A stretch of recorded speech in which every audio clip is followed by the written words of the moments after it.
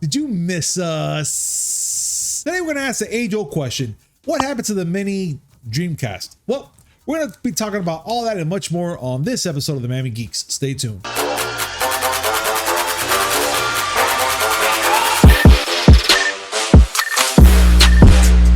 Yo! What's up, everybody? Welcome to a brand new episode of the Miami Geeks Weekly Updates, brought to you by DigitalCrackNetwork.com. I'm your host, Punisher305. With me, as always, old school gaming specialist, Uncle Willie.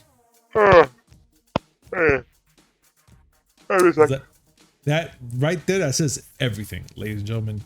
Willie is back, and he missed everything. He missed Miami, so he gives a freaking tropical storm to go through, and that left him to be late to Miami yesterday. So yesterday he got here technically at what, like 1 in the morning? plane landed at 11:50 p.m. Oh, And I just want to say, the West Coast is beautiful. nice. So, beautiful out there. But fuck y'all's time. Flying back from California means I spent the whole day traveling because you lose 3 hours, and I'm not here for it. All right. Listen, I have precious few hours left. You're not gonna take 3 hours from me just like that. Yes, I know you gave it to me before. I don't care. Finders, keepers, losers, let me sleep. All right. You know what, Willie? Overall, I gotta say I'm very happy in the fact that you're back. The week that you were gone, I kind of went hiatus a little bit, but it was the due reasons. Like Wednesday, for a fact, it was my nephew's graduation, and I had to be there. So that was one. And then on Friday, I went to go see Maverick. So right there, I'm sorry, folks. I did write a little thing on our YouTube page, so you guys could check it out and see my thoughts about it. There's no spoilers, but I went to go see it, and that shit was amazing. Wait. Spoiler alert. What? Airplanes are involved. Yeah, technically. But man, I'll have to say right now that there's so much things that we're going to have to talk about today, and we need to get started, Willie. Are you ready for this shit? Can we start with just one little rant on my part? You know what? Fine. I'm okay with that. A Willie rant right off the bat. Let's go. I mean this, in the good Christian way. Fuck Diablo Immortal. Okay. Fuck it. Okay? Fuck it with a white hot spatula. Because it's actually a decent game. But you need to sell your kidney if you want to actually min-max your character. Really? Like that? Dude! Alright, they have all of the typical bullshit of mobile games. You have a battle pass, you have different currencies, of course, RPG staple, you have gear of different rarity levels and stats and whatever, whatever. Epic gems are the thing that's going to keep you from being able to max out your character, unless you're Elon Musk. All right. Like some dude went and crunched the numbers to determine how much money you have to spend if you want to actually pay for it in order to max out your character. $110,000. Wow, wow. There are no decimal points in that number. That's $110, you said? $110,000. No, Poppy. No, that's not good for me. No. And if you want to go the cheapskate route like I do, and you want to grind for those gems, because you know how it is. You can just you can grind it out. You don't have to pay. Of course. It's optional. How long does it take? 10 years. The only game that I have played for that long is World of Warcraft. That's unbelievable. I'm just gonna tell you that right now. And I have a maxed out character, but I maxed him out a long time ago. No, but even then, that's horrible, dude. So it pisses me off because it legitimately plays well. I mean, when it's not crashing. Of course. It legitimately plays well. But no, they gotta fuck it up with shit that prevents you from, what's the point? What's the point of a dungeon crawler? Getting the fat loots and getting stronger, right? Of course. Well, your strength has a cap, and that cap is your paycheck. So yeah, fuck Diablo Immortal. Please, let's start the show. All right, ladies and gentlemen. So like you heard Willie, pretty much what he said, and fuck Diablo. But we have to start now, guys. And we got some news today, June 6th, that Xbox and Bethesda will hold a second showcase next week. So Xbox and Bethesda have announced on a second, not E3 showcase later this month on June 14th. And they're pretty much saying that they're going to be doing this because, yeah, Summer Game Fest starts this week. It's going down. So they're like, how to make it a little more interesting, because they already did a couple showcases as it is already, right, Willie? They haven't done anything yet. They had announced the first showcase, which was going to be on the 12th. Yeah. And that was going to be the high-powered one. All right. But I guess that they're just going to hold this one out to the 14th. And it looks like it's going to be roughly 90 minutes long. So we're going to be looking at an hour and change of whatever Xbox is going to shoot at us, which technically this is the thing. Since they got all these IPs, they're going to be shooting a lot of things, a lot of updates. I'm mostly guessing. Do you think they're going to be doing something maybe related to the Xbox Game Pass as well? Well, all those things, like the major announcements. Yeah. Like Starfield and whatever other first-party IPs they wanna start hawking. That's going to be on the 12th. The 14th is going to be more behind-the-scenes stuff, like how they do in all the conferences, where the first presentation is the big one, the showstopper, the one where they get Keanu Reeves to go out there and call people breathtaking. Yeah. And then anything subsequent to that is going to be, well, here's some more insight into so-and-so game. How much did we pay Keanu? Was he happy? Do we love him? Things like that. No, absolutely. But this is all going to happen next week, Tuesday, June 14th. And it's going to kick off, in these hourly times they're going to give out to. They're going to give it out at 10 a.m. Pacific Standard, 1 p.m. Eastern, 6 p.m. British Standard. I think that's what it is. Yes. There we go. And again, 10 a.m. Pacific. Fuck West Coast time. We already know how Willie feels, ladies and gentlemen. So there's that. Now, you know what? Fuck Mountain Time too. Oh, it's one less hour, but it's one less hour of my life.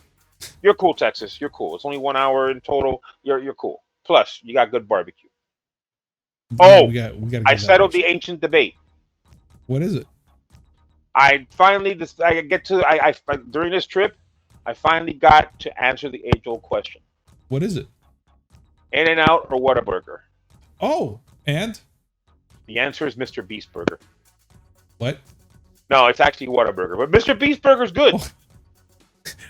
You threw me off. I was like, what? What are you talking about? Mr. Beast, okay. I don't know. You know who Mr. Beast is? Isn't the YouTuber? Yeah, he's a YouTuber, and he has a chain of burger joints, and their burgers are actually good.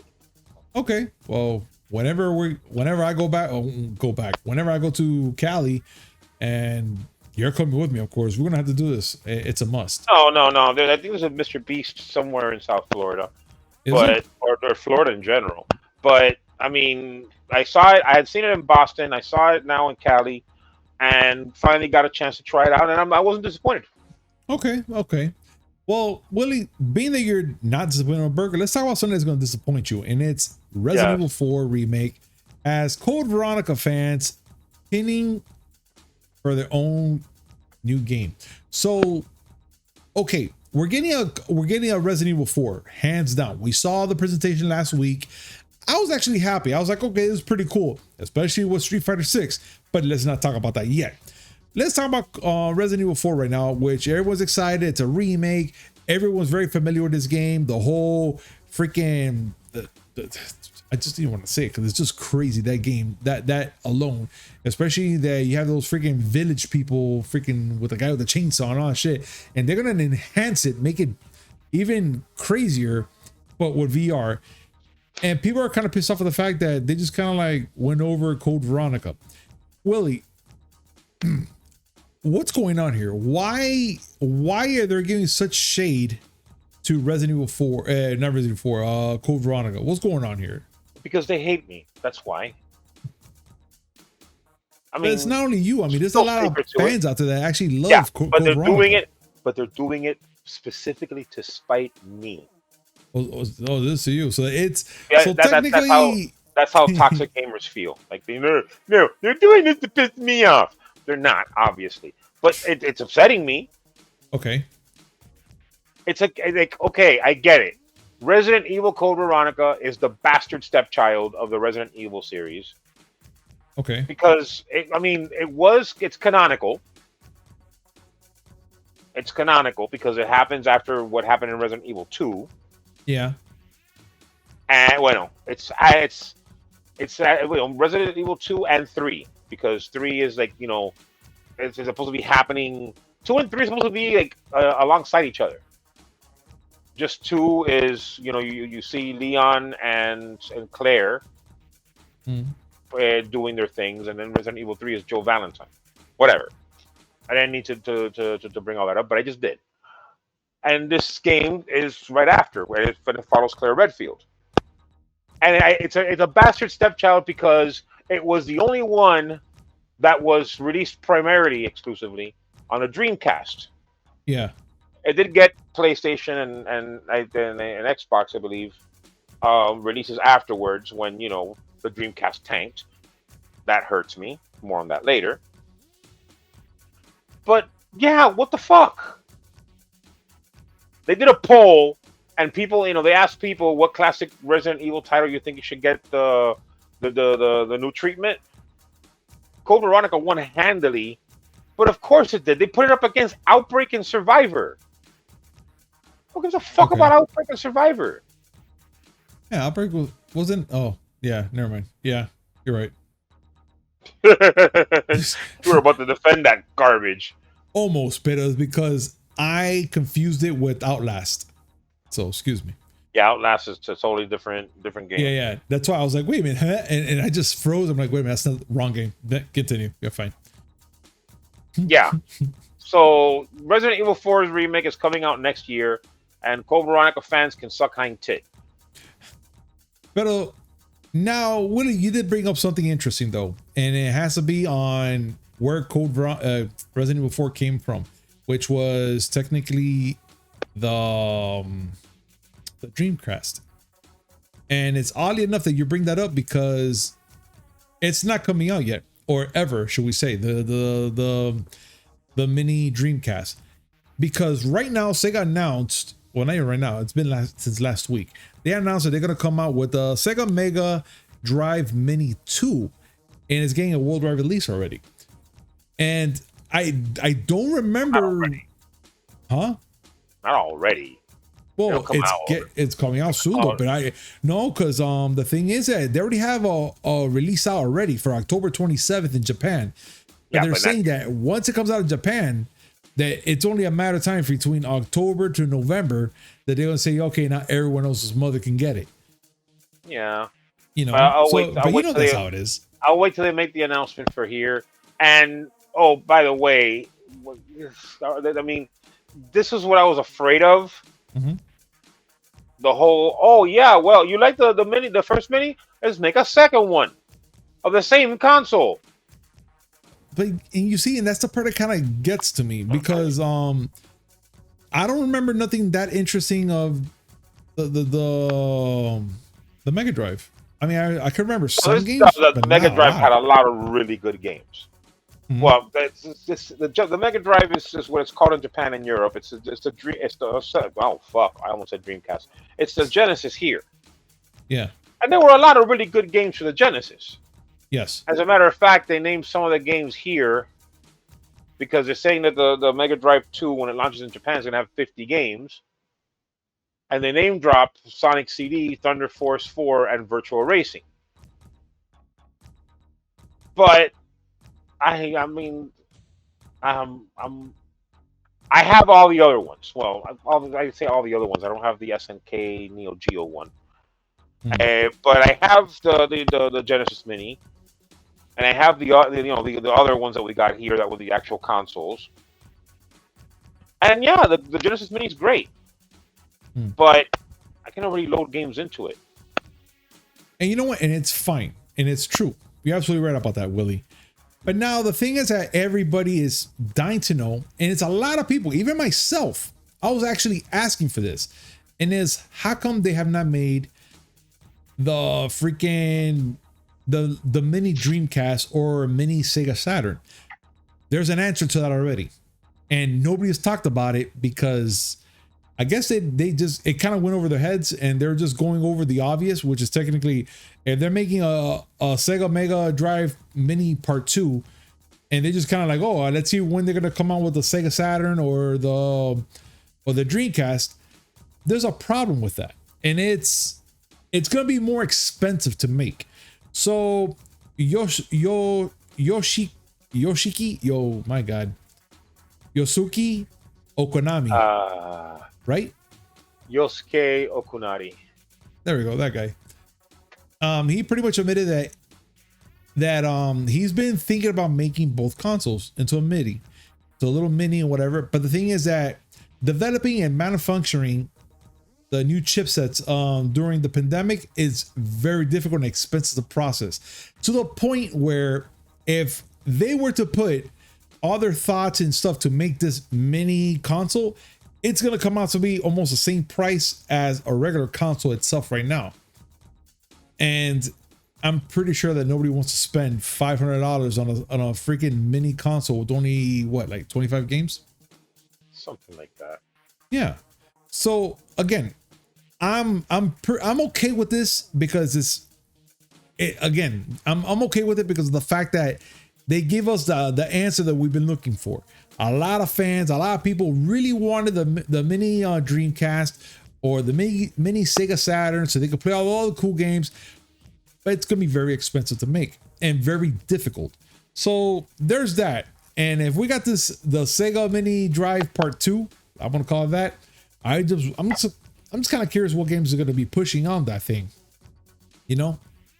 But I know they're not gonna be pushing no freaking Dreamcast games because I really wanted to play some freaking Power Stone, and that would be fucking fun. I'd be so happy to play that game. But each console has its own issues that prevent it from being done. Okay. With the Dreamcast, it's you think about the library it has. Mm-hmm. It's a smaller library here. It was huge in Japan because in Japan it was infinitely more popular than it was here. Yeah. But if you think about the small amount of titles that we got here, mm-hmm. a lot of them have licensed music. It's true. You're right. And that's going to be a headache to navigate through. The Saturn is even more complicated because of its architecture. People bitch about how the PS3 was hard to develop to make games for developers, and it was difficult. Nothing compared to the Saturn. The Saturn had 2 CPUs and 8 chips in total that had to be leveraged in order to make games. And those games were notoriously difficult. If you ever want to see, how maddening it can be, go in and look up the story of the Saturn port of Doom.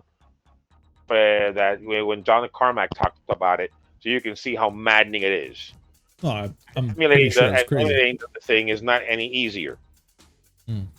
So yeah, I mean, the complexity of the machine compared with coupled with the cost of all the chips that have to be made to make it work. Yeah, I won't buy a PS5 at $500. What makes you think I'll buy a Saturn Mini? Yeah, I mean, again, it's a great idea.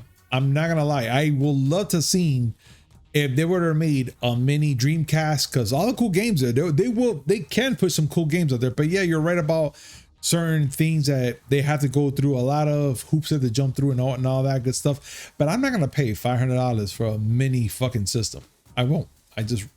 I refuse. I'd rather do it another way or just buy myself a fucking Dreamcast and do it like that. But I will not do that. No, sorry, Bob. Oh, look, I mean, it would be good, especially in the case of the Dreamcast. Well, both in both cases, because both cases have a library that's hideously expensive for people to track down and buy. Saturn games, more so because there were more Saturn, there were more slightly more Saturn games than there were Dreamcast games. But Jesus, those things are expensive. They are. And so it'd be nice to have a cheaper way for people to at least play the classics. No, definitely, let's be honest. No one is gonna go and buy a Dreamcast and say, "Great, now I get to play Seaman." I can't. You know that low key, I really want to try that game. I mean, it's not. It's a very interesting game. The fact that it's voiced by Leonard Nimoy is the big thing about it. Yeah, that's fucking dope. But Sega was known for quirky games like that. You're right, though. It's the games that are going to be on a mini Dreamcast, if it were to ever come to light, would be the Sonic Adventures and the Power Stones and the House of the Dead and shit. The fighting games, because the Dreamcast was an absolutely killer fighting game platform. Street Fighter 3, all three Street Fighter 3s, Marvel vs. Capcom 2, Capcom my God. SNK. There were a lot of really good fighting games. They will come out swinging hard, dude. Street Fighter Alpha 3 was awesome. I can't think of them all right now because my brain is still jet lagged to hell. Of course, the best fighting game of all time. I'm not going to say the best fighting game of all time. The best fighting game of all time to me is Marvel vs. Capcom 2, and I will fight you, Agent Joe. But Soul Calibur's on there. Oh, hell yeah, dude. I love Soul Calibur. That's it. Man, I'm telling you, these are great games. Soul Calibur's there. It was a launch title, and it kicked the arcade game's ass. Big time. Big time. Well, yeah, it's a shame, but I get it. As far as the Mega Drive 2, supposedly it's going to be lower quantities than the original Mega Drive Mini. Mm-hmm. And right now they only have a Japan release date. I'm sure they're going to eventually release it here. If they don't, I personally wouldn't fret too much about it. All right. But all right. Whatever. It is what it is. They got to make their money. But ladies and gentlemen, please let us know your thoughts on everything we're talking about here right now, and especially this moment right now, knowing that the Dreamcast or Sega Saturn Mini is not going to come out. Please comment down below, let us know your thoughts, and let's have a conversation about this. And now, Willie, I think it's time to talk about the fact that right now Top Gun is still freaking soaring high and is on cruise control right now, or autopilot. Because it's making cruise control, not autopilot. Why not autopilot? Because why not? Autopilot, okay. Seriously. Do you want autopilot to be the one flying the jet? You know, autopilot. Oh God, stop. No, stop. Please put up on the screen. Please put up on the screen. You want this guy flying that? I knew for some weird reason. I knew you're gonna bring up. I didn't think you would do it, and you did, and I thank you. And no, I do not want that fucking bastard flying the plane, because I'm not gonna inflate him. I'm not. I refuse to. I'm not. I'll let that fucker just disinflate. Fuck him. I don't care. But anyways. This movie is still kicking hard and strong, but then again, there's not really a lot of movies out there that up to par to fight with this movie. And I'm just being dead honest for now. Like, what's the next best thing besides Top Gun? Only Doctor Strange right now? But even that's kind of slowing down. But this movie right here is doing really fucking good. And I'm grateful to God that I got to see it on Friday with my family, of course. And I gotta tell you right now that this movie is phenomenal, dude. It is phenomenal. Like, I can't wait to see it like another 6 more times. Plus see the first movie again, because it just makes you want to go see this movie again just for that reason. Now, Willie, let's talk a little about this. What's up with Top Gun? And it should be what, like in the 500 million already on grossing already this week? Worldwide, yes. Beautiful. Worldwide, it's at about 500 million. Okay. Domestically, it is at What? I lost the number. Well, its second weekend didn't have a very big drop off. Mhm. It actually made $86 million this weekend, Okay. and it hit past 250 million in the first 10 days. That's amazing. Amazing. Easily the highest grossing movie in Tom Cruise's career. Yeah. And and it's the 30th movie to hit $250 million in its first 10 days. I'm telling you, dude, this movie is phenomenal. And I love the fact that it's getting all this appraisal, it's getting all this money right now because it's a good movie, hands down. Really good movie. If you're not a fan of Top Gun or never seen it, watch it anyways. It kind of fills you in with whatever you did not see in the first movie to a point where you're going to be like, I need to see the first one to see what the hell they're talking about because this seems pretty interesting. They're not going to lose you. They're not going to lose you. You're just going to be wondering who's who, why, what, where, and but you're still going to be intrigued to the movie because it's still talking about what the main plot of the movie is. They're not going to take you back to bring you forward. No, they're just going to take you back for certain things just so you can understand what's going on. That's as far as it's going to go. But as a moviegoer, you're going to want to see the first movie and be like, let me fill in myself, catch some knowledge. Because right now, Netflix has it up right now. Top Gun is already on Netflix. And again, I even after seeing this movie, I saw the first one again and it just felt so good. It felt amazing to watch that movie. Yes. But I heard that there's some problems, Willie. I heard there's some problems. And it has before you get to the problems, I'm sorry. I don't mean to cut you off, but no, please go ahead. Because we talked about the box office for Maverick and we didn't talk about the rest of the slate of movies. Mm-hmm. And just like Top Gun is hitting 500 million worldwide, Doctor Strange in the Multiverse of Madness in its fifth weekend has passed 909 million. 909 million? It only made 9.2 million domestically. But it did it has people talking about whether or not it's going to make 400 million domestically. It's only at 388. It might be slowing down a bit, and it might not hit the 400 million. That's, I wouldn't say shocking. Like I said, the movie's not all that hot. I mean, it's good, but it has problems. Yeah, I mean, it has problems. I could watch it a couple times. It's entertaining. That's what I could just say. It's entertaining. But yeah, you're right. Sonic the Hedgehog 2 has been pretty successful. It's badass, dude. It hasn't made but it hasn't made $190 million domestically. Wow. The one that's been a surprise, and you finally saw it, Everything Everywhere All at Once. Amazing movie. You guys had to see that movie. Like, it's only made $60 million. But that's a big deal. It's a big deal considering it's a movie with practically no marketing push, and it's an indie, and it's a totally indie movie. Can you imagine if they had the right people pushing that movie? If they would have had a marketing budget worthy of its salt, it would have been a lot better. Oh no, definitely. It's amazing that it's gone as far as it has already, strictly through word of mouth. Yeah. And for those of you who haven't watched it, fucking watch it. Do it. It's so good. Like, you're gonna wonder what the hell's going on, but it has a good amount of stars on that show, on that movie, Diego. I'm sorry.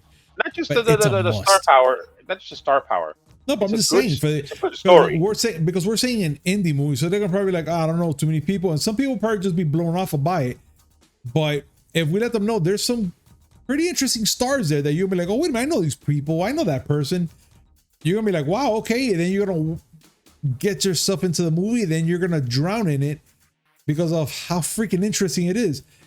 It's really interesting. I like it. I liked it a lot. It's crazy. It's really good. But I have to say, Willie, that is fucking great, and I thank you so much for introducing me to that movie. But we need to talk about something a little more interesting, at the fact that that's going on with Top Gun Maverick.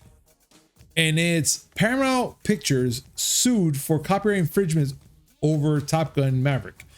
Now, we were talking about this, and from when you specified, Willie, they had the rights for the first Top Gun movie, but they didn't get it. They didn't get the same rights for the second movie.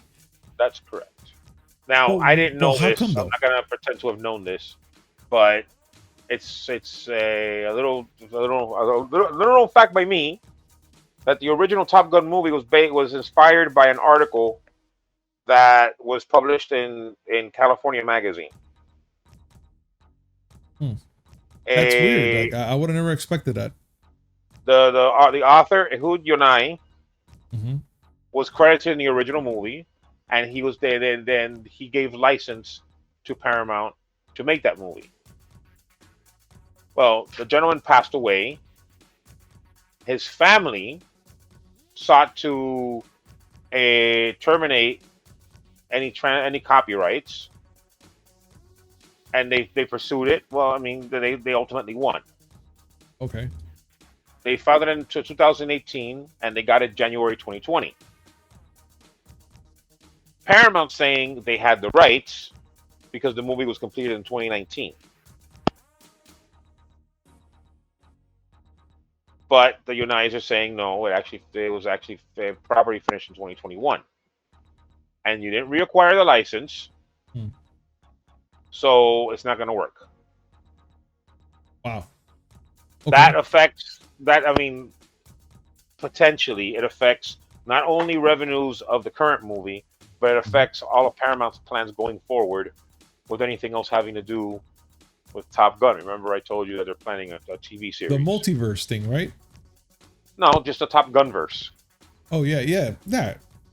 But you know what? These things happen regularly. If you remember last year, we talked about how the original creators of the majority of Marvel Comics superheroes were trying to get the rights to their stuff rescinded so that Marvel can't make any more movies. I remember. That was supposed to end by this year or something like that. It's most likely not going to go anywhere. Copyrights are very weird. Yeah. And it might not go. That one might not go anywhere. It's possible this one might not either. Okay. Yes, Top Gun Maverick was, if not completely in the can, without minus some last minute reshoots. All right. It was done in 2019. It was going to release in 2020. Mm-hmm. But then the human malware happened, and so much for that. Yeah, and I'm kind of glad it did, because I think once it was going to be released, they took it back and did some alterations to it, which I'm okay with that. I'm so okay with that. I still haven't seen it. I plan to. You better. But you're gonna love it. I mean, this weekend we're supposed to be going to go see Jurassic World's Domination. Yep. And I've been assured that there is no Raptor with a Danny Zuko haircut driving a car from Fast and Furious, which makes me furiously fast. All right. Well, Willie, being that made you a little upset, can we break down this one last article that I thought it was pretty interesting? We can try. All right. So Marvel's Kevin Feige reportedly had talks with DC Films. So from what I read on this article, it looked like there was a moment of time where Kevin Feige was gonna jump board to DC and help them with, their DCEU and give them kind of like what they made here from Marvel. But that was before or after he made the whole MCU, Willie? Not before he made the MCU. Okay. Okay, the story that you're talking about is one that it highlights how DC has been trying to bring Feige into DC, Mm-hmm. but it's not. It's number one. It's not that recent, and number two, it's something that most likely is not going to happen now. And this was on the website Puck, which I've never heard of the website, but okay, good on them for getting this. Okay. Talking about how Warner Brothers Discovery's David Zaslav, their CEO, Mm-hmm. wants to basically do what Warner wanted to do before, make their own version of the MCU. Got it. The talk that they're referring to between Feige and DC happened when he was not the head of Marvel Studios, when he was just a guy that was, guiding it. And the person running Marvel was Ike Perlmutter. Ike Perlmutter was the CEO of Marvel proper, and he was the one calling the shots with anything having to do with Marvel. He was the one that was notoriously cheap when it came to trying to retain the actors in the MCU. Yeah. And was also very vocal about how he thought that a Black Widow movie would be garbage because no boys don't buy female toys, Idiot. action figures, Yeah. whatever. At that time, everybody was looking to jump ship.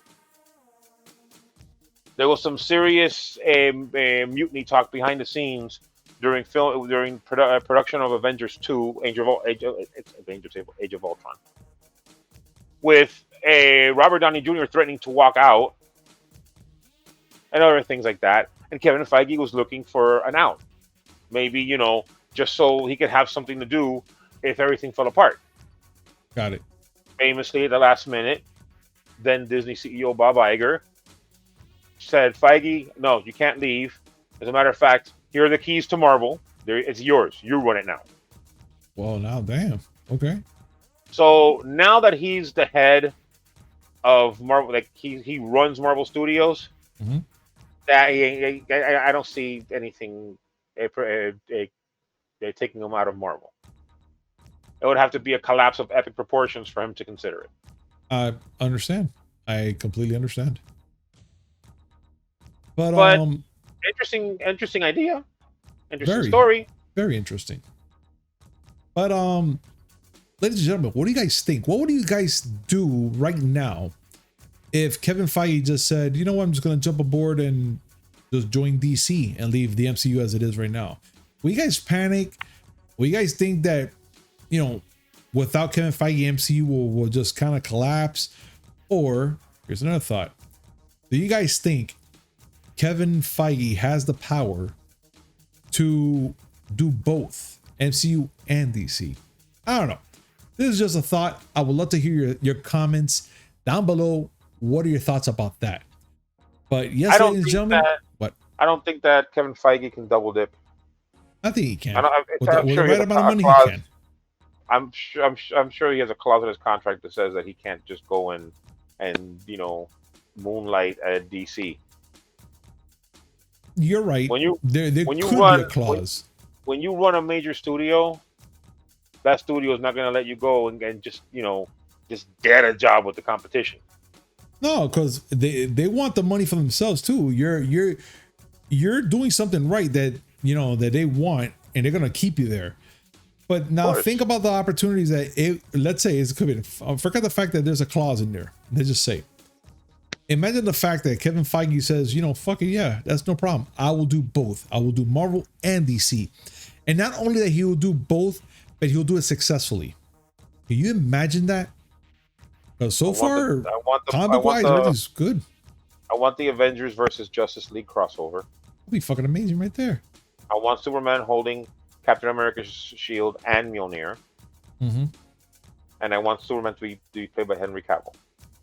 Yes, well, it's gonna happen. As him, Henry Cavill as Superman, it's gonna happen. And to not be a brooding fucking jerk. Superman's supposed to be optimistic, not emo. Yeah. Yeah, he's gonna be he has to be like me. Sad. Sorry. No. Well, I'm optimistic. You're optimistic. Yeah. But No. Whatever. Anyways, ladies Plus, and gentlemen, you in blue and red spandex, not a sight. I don't want to be in spandex. Keep me in my regular clothes, dude. I don't need all that shit. Okay, I'm a regular man. That's exactly what the world needs. Superman and a guayabera with a fucking cohiba in his mouth. Where do you see the problem? I said, would you like me to spell it out? Yes, please. Just really quickly. I may care about my people and stuff like that, but you don't put a guayabera on Superman. What's wrong with you? Man, this is gonna be a new Superman. That's how like, it is. That's like putting pickles in Mountain Dew. You don't do that shit. You shut your face. You never bring that shit up again. We talked about this. No, we talked about flaming hot Cheetos. Yeah, okay, same shit. But pickles in a Mountain Dew, the drink? No, that's disgusting. Who the fuck does that shit? That makes no sense. Nah. You just put up a picture of it actually existing, didn't you? Kind of. You fucking monster. But still, who the hell will put a pickled drink? Like, I'm pretty sure Jeff Keighley right now is eating the Doritos going, good, do it. You know, fucking being all cynical about it. But it's gross. No. Okay, I was with you with flaming hot Cheetos Mountain Dew. I was with you there. Pickle Mountain Dew? No. Yeah, we have to see other people. Yeah, that's it. I agree with you on that part. The only thing that'll be worse, they come up with a Cheez-It flavored Twinkie, and I swear to fucking God, if they actually make it, there's gonna be some fucking hell to pay. Ladies and gentlemen, I have nothing. By the way, that's gross. I finally had a Korean corn dog. I'm proud of you. You know that they don't call it when I found it in Cali. You know they didn't call it a Korean corn dog? What? They called it some hot dog rice thing. I don't remember the name of it. But the way they worded it, I'm like, I don't know what that is. And I saw a picture. I'm like, that's a Korean corn dog. Did they see very good, by the way. I want one. Very good, by the way. And even better, Korean fried chicken. Oof. Everything you've heard about it is fucking true. God, Jesus Christ. Like, imagine the best chicken, your best fried chicken you had in your entire life. Yeah. All right, fry that bitch twice. Oof. And then make it spicy. Oof. Dang. All right. Oh, good. I'm okay with that. I'll take that. That's awesome. Well, ladies and gentlemen, that was my fat man moment of the day. Well, ladies and gentlemen, thank you so much for joining us today on this amazing show. As always, like, comment, subscribe, hit that notification button just so we come up with amazing news, which is 3 times a week. Mondays, Wednesday, and Friday. A little something in between. Willie, besides the Korean corn dog and the Kentucky Fried Chicken, any last words? If someone's on the West Coast right now can just FedEx me 3 hours of sleep, I'd really appreciate it. Thanks. And yep, that's for Willie. All right, everybody. Thank you so much for joining us, and we'll see you next time. Peace. Bye.